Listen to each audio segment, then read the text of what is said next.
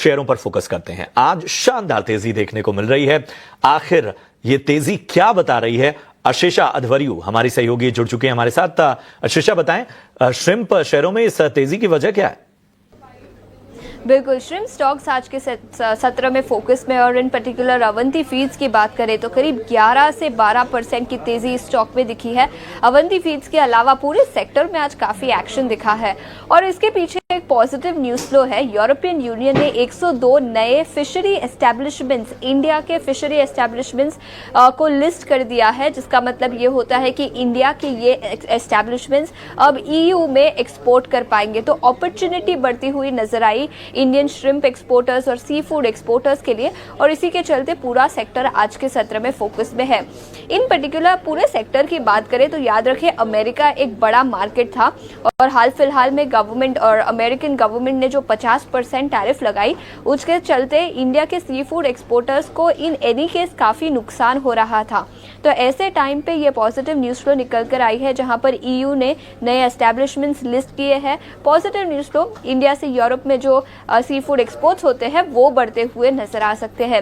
इन particular Avanti feeds की बात करें तो करीब 13% रेवेन्यू उनका एशिया से आता है, 17% EU से आता है और बैलेंस 70% उनका नॉर्थ अमेरिका रीजन से आता है। अब पॉजिटिव खबर निकल कर आई है कि यूरोप में एक्सपोर्ट्स बढ़ाए जा सकते हैं और कंपनी ने ऑलरेडी कहा है कि जो 17% रेवेन्यू यूरोप से आता है ये शेयर बढ़ता हुआ नजर आएगा।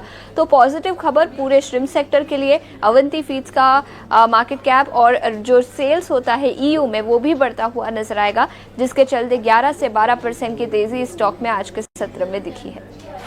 शुक्रिया करेंगे अशेषा इस विस्तृत जानकारी के लिए, तमाम पहलुओं को सामने रखने के लिए, और जरा एक बार राय भी इस पर ले लेते हैं।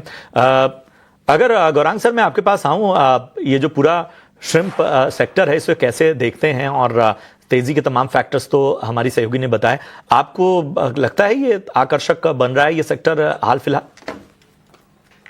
देखिए, पहले तो हाँ, अशेषा ने जो भी जानकारी दी है उसमें कुछ जोड़ना अगर मैं चाहूं तो मेरे ख्याल से जो यूरोपियन यूनियन के साथ हमारी ट्रेड डील जिसकी बात आपने कार्यक्रम के शुरुआत में भी की, अगर ये हो जाता है, यूके के साथ हमारी फ्री ट्रेड एग्रीमेंट हो गई है, और अगर जल्द तारीख तक अमेरिका में भी अगर हमारी सहमति बन जाती है टैरिफ ट्रेड एग्रीमेंट को लेकर के, तो ये बहुत ही प्रोत्साहन वाली बात होगी। अवंती फीड्स जैसी कंपनी जो कि एक्वाकल्चर जिसे हम कहते हैं, प्रशांत भाई, उसमें कामकाज करती है। खरीदारी यानी कि अक्यूमुलेट यानी कि खरीदारी धीरे धीरे करके खरीदारी का आज 14-15% ऊपर है खबरों को लेकर के। तो आज तो मेरे ख्याल से अनिवार्य नहीं होगा, अगर किसी को नई खरीदारी करनी है तो ठीक है, आप थोड़ी बहुत खरीदारी कीजिए, पूरी ताकत लगा करके मत कीजिए और गिरावट पर जोड़ते जाएं। अगर किसी के पास है लंबी अवधि का नजरिया तो बने रहे। ठीक है, तो लंबी अवधि का अगर नजरिया है तो आपको बने रहने की यहां पर सलाह।